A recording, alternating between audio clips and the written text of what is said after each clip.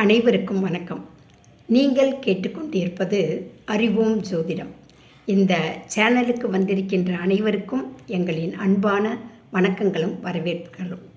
இன்றைக்கு ஒரு முக்கியமான கேள்வி. அதாவது, எனது தோழியின் சகோதரி ஒரு 30 வருட கால இல்லற வாழ்க்கையை விட்டுவிட்டு திடீரென்று சன்னியாசியாக மாறிவிட்டாளாம். என்னிடம் கூறி மிகவும் வருத்தப்பட்டாள்.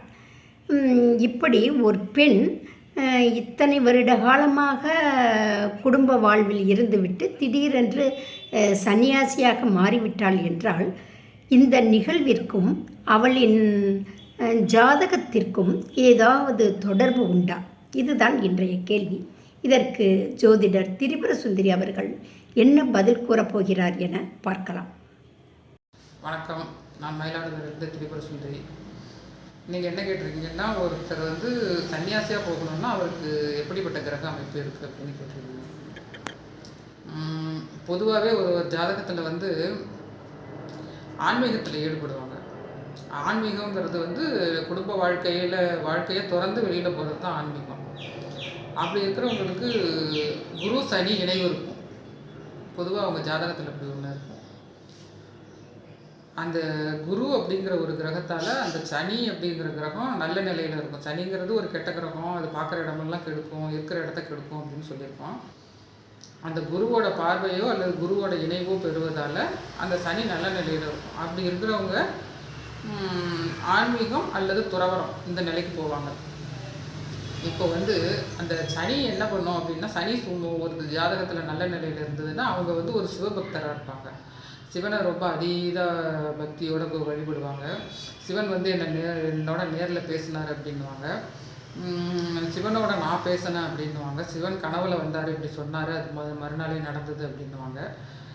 அவங்கள தப்பு சொல்லி ஒன்றும் நமக்கு பிரயோஜனம் இல்லை. ஏன்னா அவங்களுடைய கிரக அமைப்புப்படி அவங்க அப்படி தான் சொல்லுவாங்க. நான் கடவுளை நேரில் பார்த்தேன், என்கிட்ட நேரில் பேசினார் அப்படின்வாங்க. இது ஒரு அமைப்பு. அடுத்ததாக அந்த சன்னியாசி அப்படின்ற ஒரு அமைப்பு எப்படின்னா, ஒரு குரு சனி அந்த கிரகத்தோட கேது அப்படின்ற ஒரு கிரகம், இந்த 3 கிரகத்தோட காம்பினேஷன், பார்வை இணைவு இதெல்லாம் இருந்ததுன்னா அந்த கிரகத்தோட தசை நடக்கிறப்ப அவங்களுக்கு அந்த ஆன்மீகத்தில் நாட்டம் இருக்கும். குடும்ப வாழ்க்கையே வெறுத்துட்டு போவாங்க. குடும்ப வாழ்க்கையில் விருப்பம் இருக்காது. இந்த சன்னியாசி அப்படிங்கிறதுல 2 வகை இருக்குது. ஒருத்தர் இந்த காசி ராமேஸ்வரத்துல எல்லாம் பார்ப்போம்ல, அகோரிகள்னு சொல்லி உடம்பு முழுக்க திருநீரை பூசிட்டு ருத்ராட்சம் போட்டுக்கிட்டு நெத்தி நிறைய பட்டை போட்டுக்கிட்டு பார்க்கவே பயங்கரமான ஒரு தோட்டத்தில் இருப்பாங்க. அவங்க எப்படின்னா அடுத்தவங்கள்ட்ட யாசித்து அப்படி தான் சாப்பிடுவாங்க அந்த அகோரிகள். அது ஒரு வகையான சன்னியாசம். இன்னொரு சன்னியாசம் அதாவது இந்த கோயில்களில் இருக்கிற குருமார்கள், குருஜி அப்படின்னு சொல்கிற குருமார்கள், அந்த ஒரு மடத்துக்கு தலைவர், மடத்தில் சிஷ்யனாக இருக்கிறவங்க, சீடர்களாக இருக்கிறவங்க, இவங்களும் ஒரு மாதிரி யூனிஃபார்ம், அதாவது காவி நிறத்தில் போட்டிருப்பாங்க, இல்லை சிலர் கருப்பு நிறத்தில் போட்டிருப்பாங்க. அவங்களும் ருத்ராட்சம் போட்டிருப்பாங்க. அவங்க நெற்றி நிறைய சந்தனம் வச்சுருப்பாங்க, குங்குமம் வச்சுருப்பாங்க. கொஞ்சம் ஒரு நல்ல வைப்ரேஷனில் இருப்பாங்க. அவங்கள பார்க்குறப்ப நமக்கு கும்பிடணும், அவங்கள வணங்கிக்கணும் அப்படின்னு தோணும். அந்த மாதிரி இருப்பாங்க. இது ஒரு வகையான சன்னியாசம். இப்போது இது 2மே சன்னியாசம் தான். இவங்களும் குடும்பத்தை திறந்துட்டு போகிறாங்க, இவங்களும் குடும்பத்தை விட்டுட்டு தான் போகிறாங்க. இப்போ இந்த நம்ம பெரிய பெரிய மடாதிபதிகள், இப்போ காஞ்சி ஸ்ரீ சங்கராச்சாரியார், இன்னும் நிறைய நித்யானந்தர், பிரேமானந்தர், இந்த மாதிரியான சுவாமிகள், இவங்கெல்லாம் ஒரு பக்கம் சொல்லலாம். இந்த அகோரிகள்லாம் ஒரு பக்கம் சொல்லலாம். இவங்க 2 பேருமே துறவரம் போன்றவங்க, சன்னியாசிகள் போல தான். இப்போது அந்த சன்னியாசின்னு சொல்கிற அந்த ஒரு காசி ராமேஸ்வரத்தில் இருக்கிற அந்த ஒரு தன்னுடைய உணவுக்காக மற்றவங்கள்ட்ட யாசித்து தான் சாப்பிட்ணுங்கிறவங்க, அவங்களுக்கு எப்படின்னா, அவங்களுக்கு லக்ன வலிமையை பொறுத்து, அவங்களுக்கு லக்ன வலிமையாக இருக்காது. அதனால என்ன பண்ணுவாங்கன்னா, குடும்பத்தை நிர்வாகம் பண்ணுறதுக்கு பயந்துக்கிட்டு இந்த ஆன்மீகத்துக்கு போகிறேன் அப்படின்னு போய் ஒரு சன்னியாசம் அப்படிங்கிற ஒரு நிலைக்கு போயிடுவாங்க. அதாவது குடும்பத்தை மெயின்டைன் பண்ண முடியாமல் அது ஊரை விட்டு ஓடுறாங்கல்ல, அந்த மாதிரி அந்த நிலைக்கு ஓடிடுவாங்க. அது ஒரு வகையான சன்னியாசம். இது அவங்களுடைய லக்ன வலிமை இல்லாமல் இருக்கும். அதனால் நானும் சன்னியாசியாக போகிறேன்னு சொல்லி அவங்க போயிடுவாங்க.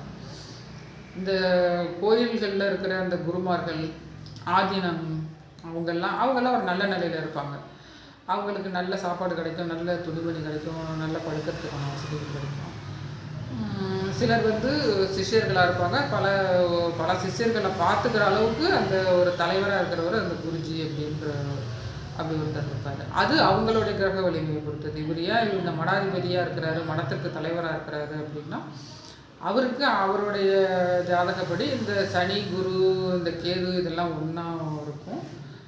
அடுத்ததாக வந்து அவருடைய அந்த தலைமை பதவியை வகிக்கிற சூரியன் அவருக்கு நல்ல விதமாக இருக்கும். அப்போ இவர் சன்னியாசியாக போகிறாரு. அந்த சன்னியாசிகளுக்கு அவர் வந்து ஒரு தலைவராக போகிறாரு அப்படின்னு சொல்லலாம்.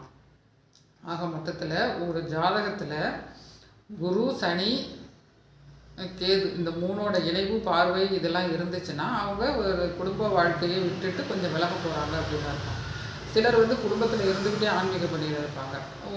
ஒரு 40, ஒரு 50, 60 வயசுக்கெல்லாம் என்ன பண்ணுவாங்கன்னா, ஒரு 60 வயசு வந்தோன்னா அவங்க வந்து ஒரு மாதிரி காவி நிற ட்ரெஸ்ஸை பண்ணிக்கிட்டு ஒரு மாதிரி இப்போ நெத்தியில் சந்தனம்லாம் வச்சுக்கிட்டு அவங்க வந்து கோயிலுக்கு வசூல் பண்ணி கோயில் கட்டுறேன், அதை அன்னதானம் போடுறேன் அப்படிலாம் இருப்பாங்க. அவங்களுக்கு அவங்களோட லக்ன வலிமையை பொறுத்து அவங்க சன்னியாசியாக வீட்டை விட்டே போயிட்டாங்க அப்படின்னா அது அவங்களோட லக்ன வலிமை பொறுத்து. ஆக மொத்தத்தில் இந்த 3 கிரகங்களோட காம்பினேஷன் இருந்தால் தான் அவங்க வந்து சன்னியாசியாக ஆகலாம். மிக்க நன்றி. உங்களின் பதில் சிலருக்கு பயனுள்ளதாக இருந்திருக்கும் என நம்புகிறேன்.